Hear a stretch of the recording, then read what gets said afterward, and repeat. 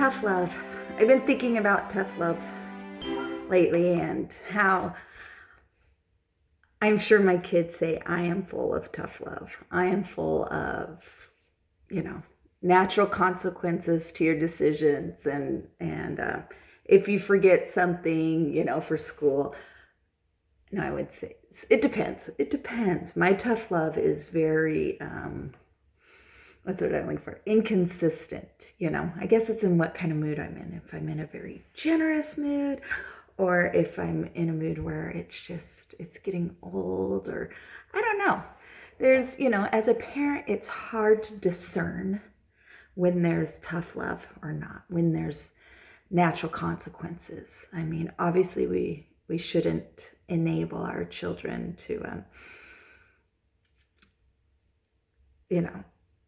not have consequences to their actions. But lately, I was thinking about, when people make decisions that are different than yours, and there are consequences to that. Do we say, oh, I'm not going to help you, that's your own fault? Or do we need to swallow our pride and help them anyways? Now, I know every situation's different. And sometimes we can't always help people. I mean, there's obviously every situation's different. And sometimes we just can't. We for whatever reason, we can't. But I don't want, and this is probably more for me, my heart to be in a place where when someone does something that's contrary to what I think they should have done, and they then come and ask for help, or I see that they need help, that you think about Christ and what he would do. We have storms all the time where I live. And I always think about, the wise man built his house upon the rock, and the foolish man built his house upon the sand.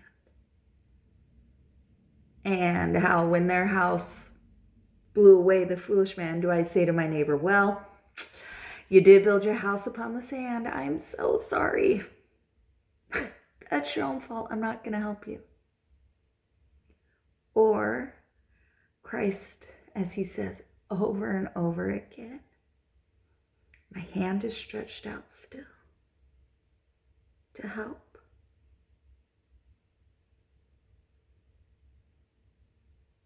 And so, and again, this is something I'm learning and I'm trying my hardest, and I'm not perfect at it. And that's where grace comes in, in mercy. That even though someone made a decision, if someone, I think of my daughter who hates wearing her seatbelt. She hates it. She's an adult. She's 20. And she hates wearing her seatbelt. And yet when we get in a car and we're driving, do I sit there and go, well, I'll just let her not wear her seatbelt and hope that we don't get in a car accident. So if something happened to her, I'd be like, see, I told you so. I told you should have worn a seatbelt. No. Does she get mad and roll her eyes at me when I'm like, please, Ellie, put your seatbelt on. I don't know how this isn't in your long-term memory to wear your seatbelt. But I don't know why she gets mad when I tell her to.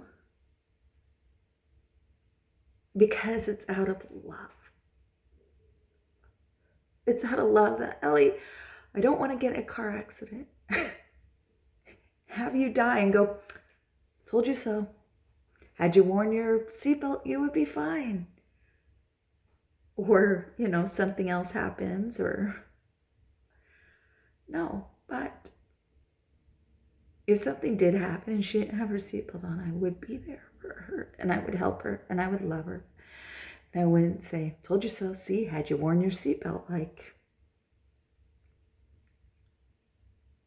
everybody's been told to, you would be fine now. So it's hard.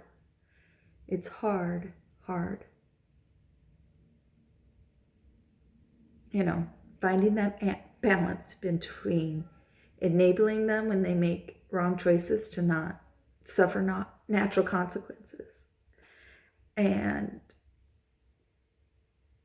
helping them because you love them. And that's hard with your neighbors, and that's hard with people you don't know, or people who disagree with you. To still love them and help them.